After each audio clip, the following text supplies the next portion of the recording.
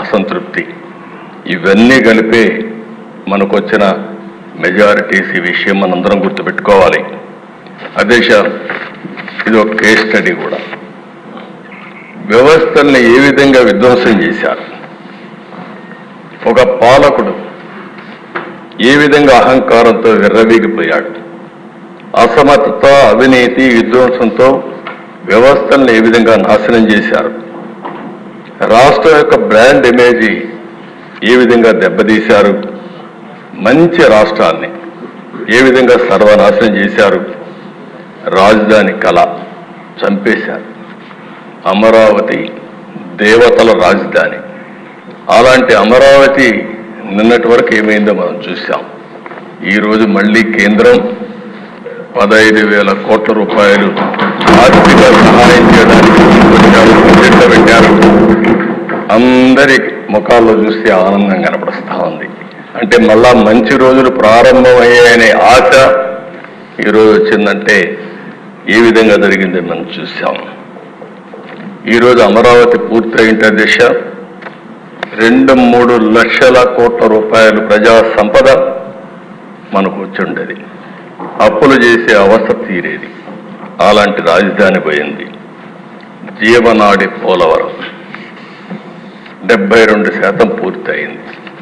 2020 నాటికి 21 నాటికి పూర్తి అయిపోయిండేది.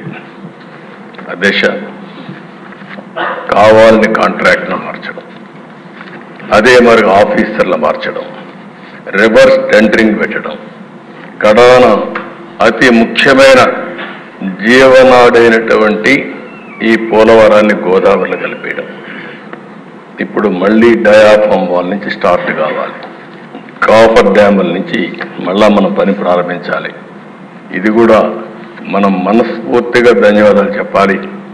కేంద్రం ఈరోజు బడ్జెట్లో చెప్పినప్పుడు పోలవరాన్ని వీలైనంత తొందరలో పూర్తి చేస్తామని నిర్దిష్టమైన హామీ ఇచ్చారు. వారికి మనస్ఫూర్తిగా అధ్యక్ష, వ్యవసాయ శాఖ పూర్తిగా మూతపడిపోయింది. కాలువల్లో పూడిక తేలేని పరిస్థితి. అదే మరి ఎక్కడికక్కడ డ్రైన్స్ ఉంటే డ్రైన్స్ కూడా పూడిక తీయకుండా ఎక్కడికక్కడ రాష్ట్రంలో వర్షాలు పడితే పొలాలన్నీ మునిగిపోయే పరిస్థితి వచ్చింది. ఇంకో పక్కన దిశ ఇరిగేషన్ వ్యవస్థ చిన్నాభిన్నం అయిపోయే పరిస్థితికి వచ్చింది. ఒక్క ప్రాజెక్ట్ పూర్తి కాలేదు. ఇంకో పక్కన చూస్తే ఉండే ప్రాజెక్టుల్లో గేట్స్ కూడా గ్రీస్ పెట్టలేని పరిస్థితి.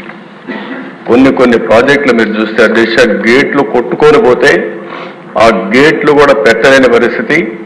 ఆ గేట్లు పెట్టడానికి అయ్యే డబ్బులు కూడా ఇవ్వలేని దుస్థితి. అలాంటి భయంకరమైనటువంటి పాలనలో మనం చూసాం. ఇంకొక పక్కన దేశ ప్రభుత్వ టెర్రరిజంతో పెట్టుబడులు పరారైపోవడం.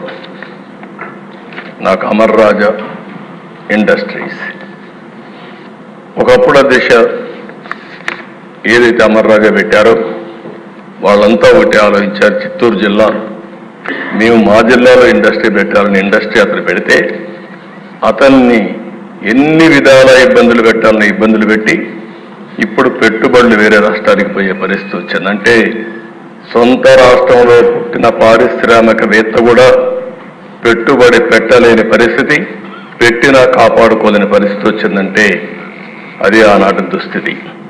24% నిరుద్యోగం. దేశంలోనే అతిపెద్ద నిరుద్యోగం ఉన్న రాష్ట్రం మన రాష్ట్రం అయ్యే పరిస్థితికి వచ్చింది. 5 ఏళ్లలో అధ్యక్ష విపరీతంగా క్రైమ్ రేటు పెరిగింది. దళితుల హత్యలు పెరిగిపోయినాయి. డోర్ డెలివరీ నిన్నే నాకు ఆశ్చర్యం వేసింది. ప్రజాస్వామ్యాన్ని కాపాడాలని చెప్పి ప్లే కార్డు పట్టుకొచ్చారు. ఏం చెప్పాలో అర్థం కాలేదు. ఆ డోర్ డెలివరీ చేసిన వ్యక్తి కూడా ప్లే కార్డు. ఇంకొక పక్క అధ్యక్ష ఎమ్మెల్యే దాడులు. అబ్దుల్ సలాం ఆ కుటుంబాన్ని నేను ఇప్పుడు కూడా మర్చిపోలేకపోతున్నా. ఎంత అధ్యక్ష మనిషి చనిపోవాలనుకున్నాడు, బాధను భరించలేక.